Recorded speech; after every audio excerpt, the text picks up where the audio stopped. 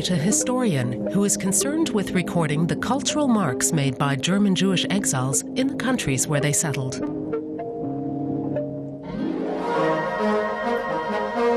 The movie industry in Hollywood.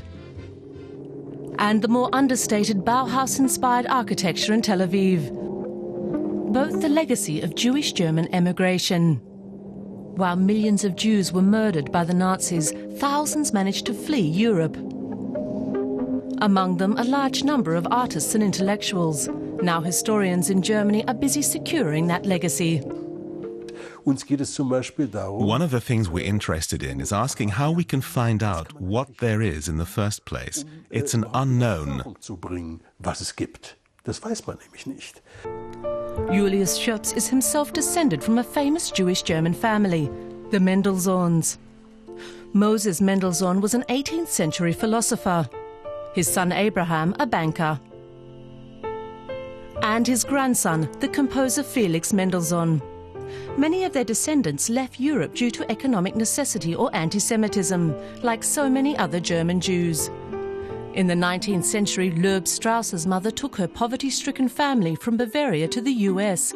Levi Strauss, as he became known, went on to create that quintessential American product, denim jeans. Another man associated mainly with things American is Oscar-winning film director Billy Wilder. He was in fact born in what was then Austria-Hungary, grew up in Vienna and worked as a journalist in Berlin. The movie industry in Hollywood would be unimaginable without the exiles from Germany. So would the entire university scene in the United States. There's the New School in New York, which is connected to the Frankfurt School. The German Jewish cultural legacy is still being felt to this day in the US. But few people there still know about that. And nobody knows about it here. But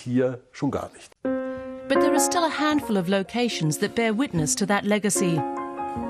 Villa Aurora in the Pacific Palisades area of Los Angeles was the home of German Jewish writer Leon Feuchtwanger. It also provided a refuge for other artists who had fled Europe. Among visitors to the villa were non-Jewish German immigrants like playwright Bertolt Brecht and novelist Thomas Mann. Today, Villa Aurora serves to remind us of that history and promotes cultural exchange. It also has a year-round artists-in-residence program for visiting German scholars.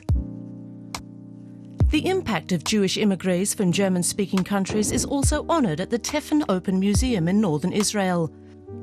A special section focuses on their arrival and their important contributions to the fledgling state as doctors, lawyers, labourers and artists. The generation coming from Germany carried on that culture. Around 20 or 30 years ago, I went to literary salons in Tel Aviv to do a report for the German media. There's nothing like that here. Or wasn't anymore, at least. People would read plays aloud.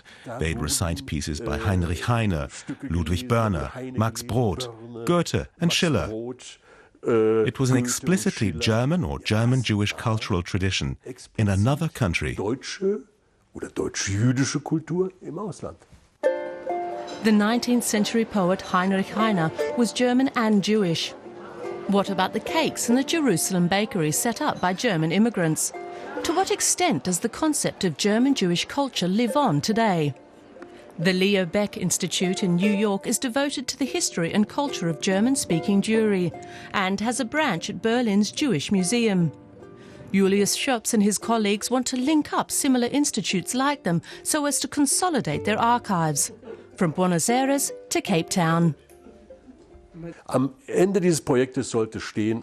idea behind the project is ultimately to create a kind of database where everything is documented and recorded. It'll help coordinate activities, to bring everything together, and also to tell people what's currently being worked on.